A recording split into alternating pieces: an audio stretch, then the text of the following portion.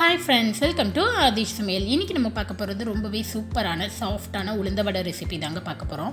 இது மேலே நல்லா கிறிஸ்பியாக உள்ள அவ்வளோ சாஃப்டாக நல்லா மெது நல்லா குண்டு குண்டாக இருக்குங்க.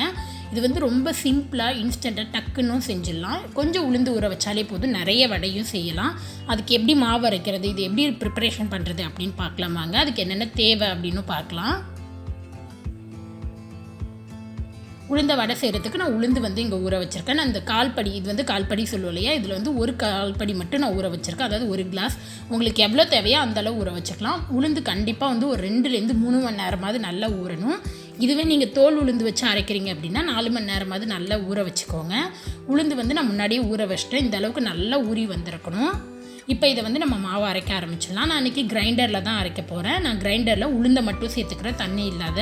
நீங்கள் மிக்சியில் கூட அரைச்சி எடுத்துக்கலாம். பட் மிக்சியை விட நம்ம கிரைண்டரில் செய்யும்போது குவான்டிட்டி ரொம்ப ஜாஸ்தியாக இருக்கிற மாதிரி இருக்கும். மிக்சியில் அரைக்கும்போது லைட்டாக பழுப்பு கலர், க்ரீன் கலர் மாதிரி லைட்டாக நமக்கு வர ஆரம்பிக்கும். ஆனால் கிரைண்டரில் அரைச்சோன்னா அந்த மாதிரிலாம் எதுவுமே இருக்காது. நம்ம ரொம்ப அடித்து போட்டு பிசையணுங்கிற அவசியமும் கிடையாது. இப்போ இது ஒரு 5 நிமிஷத்துக்கு நம்ம ஓட்டிக்கலாம். தண்ணி எதுவுமே சேர்க்காத ஒரு 5 நிமிஷத்துக்கு ஓட்டுங்க. ஒரு 5 நிமிஷத்தில் பாருங்கள், உளுந்து வந்து நல்லா அரைப்பட்டுருச்சு. இப்போ வந்து ஒரு 1/4 கிளாஸ் மட்டும் தண்ணி சேர்த்துக்கிறேன், கம்மியாகவே. ரொம்ப தண்ணி சேர்க்கக்கூடாது. கொஞ்சம் கொஞ்சமாக தண்ணி ஊற்றி தெளித்து ஒரு 5-6 டைம் இந்த மாதிரி தெளித்து நல்லா கெட்டியாக அரைச்சி எடுத்துக்கோங்க. அப்போ தான் உளுந்து வடை வந்து நல்லா பொசுன்னு வரும், எண்ணெய் குடிக்காமல் இருக்கும். இப்போ மறுபடியும் செகண்ட் டைம் சேர்க்க போகிறேன். இந்த மாதிரி கொஞ்சம் தான் தண்ணி சேர்த்துக்கிறேன். அதாவது 1/4 கிளாஸ் கம்மியாக தான் சேர்த்துக்கிறேன். இப்போ பார்த்தீங்கன்னா நல்லா ஒரு 5-6 டைம் தண்ணி தெளித்து அரைச்சி எடுத்தாச்சு. கிரைண்டர் ஆஃப் பண்ணிவிட்டு நம்ம ஓப்பன் பண்ணிக்கலாம். இது மாவு வழிச்சிடலாம். மாவு எப்படி இருக்குன்னா, இப்போ நான் எடுத்து காட்டுற பாருங்கள், நல்லா இந்த மாதிரி திக்கான கன்சிஸ்டன்சியில் இருக்கணும். அப்போ தான் நமக்கு வந்து வடையும் நல்லா புசுன்னு வரும், எண்ணெயும் குடிக்காமல் இருக்கும். இதில் கொஞ்சம் அரிசி மாவு மட்டும் நம்ம சேர்த்துக்க போகிறோம். மாவு கரெக்டான பதத்தில் இருக்கான்னு பார்க்குறதுக்கு ஒரு பவுலில் தண்ணி எடுத்துக்கோங்க. கொஞ்சம் மாவு உருண்டையாக போடுங்க. அது நல்லா மிதக்கணும், மாவு பிரியக்கூடாது. இந்த மாதிரி நல்லா தனியாக மிதந்து வந்துச்சு அப்படின்னா வடைக்கு பர்ஃபெக்டான கன்சிஸ்டன்சியில் இருக்குது அப்படின்னு அர்த்தம். ரொம்ப நேரம் நம்ம உளுந்த ஓட விட்டோம் அப்படின்னாலுமே தண்ணியாக நீத்தா மாதிரி ஆகிடும். ஸோ கரெக்டான பக்குவத்தில் அரைச்சி எடுத்துக்கோங்க. அதுதான் மெயினானது உளுந்த வடைக்கு. இப்போ இதில் இருக்கிற மாவு எல்லாத்தையுமே ஒரு பவுலில் நான் வழித்து எடுத்துக்கிறேன்.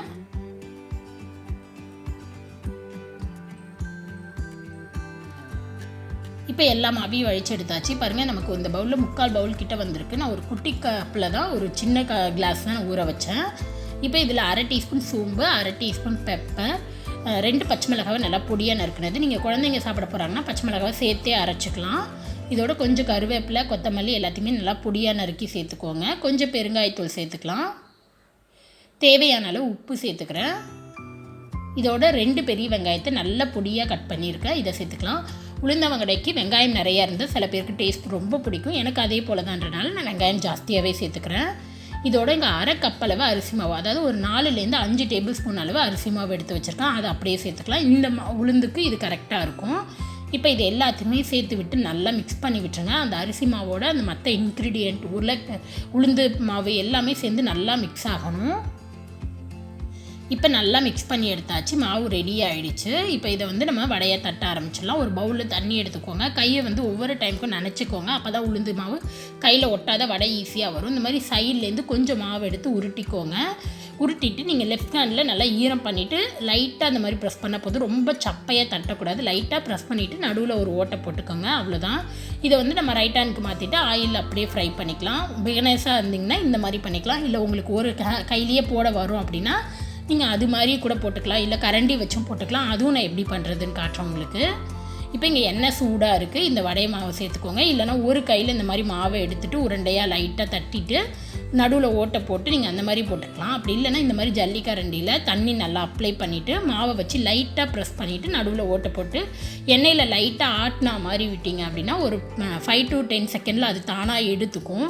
ஸோ உடனே நீங்கள் போட்டு தட்டாதீங்க.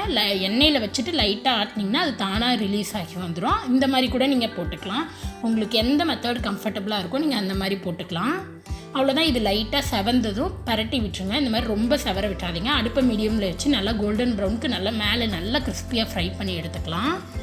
இப்போ பாருங்கள், நல்லா ஃப்ரை ஆகி வந்துருச்சு. பாருங்கள், வடை நல்லா அவ்வளோ சூப்பராக குண்டாக இருக்குது. உங்களுக்கு இதை சப்பையாக தட்டினீங்கன்னா டேஸ்ட் நல்லா இருக்காது. அதனால தான் ரொம்ப தட்டாத மேலே லைட்டாக தட்டணும் அப்படின்னது.